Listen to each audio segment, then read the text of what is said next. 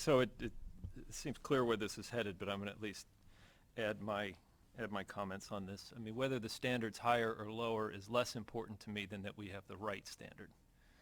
And sometimes raising standards for the sake of raising them is not a good idea. Lowering for the sake of getting more people over it is not always a good idea either. I mean, the standard ought to be the correct standard based on good data.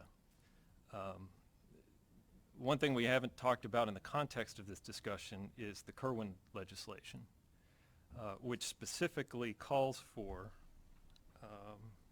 an independent study to be commissioned to create a new college and career readiness standard. So and we don't know what will end up in the final legislation yet, but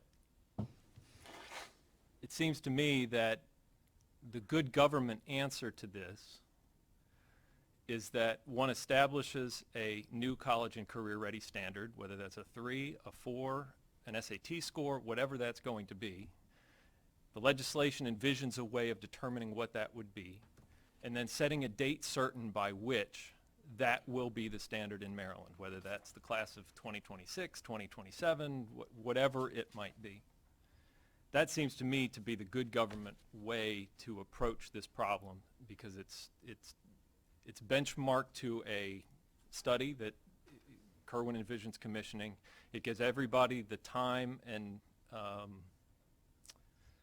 opportunity to get students to meet that standard. So I think that is the good government way forward. Where I run into a personal challenge with this, and maybe it's because I've been doing this for 12 years, is it seems like in this state we have a pattern of promising reform and higher achievement that's always right around the corner.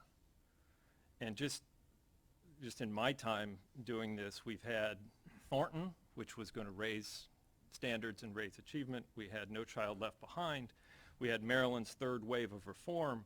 We had Maryland's college and career ready standards, which were implemented. We had the MESA test, which was going to change science. We had the 4 on the park, and it seems like we always get close to where we're supposed to see the higher results, and we back off.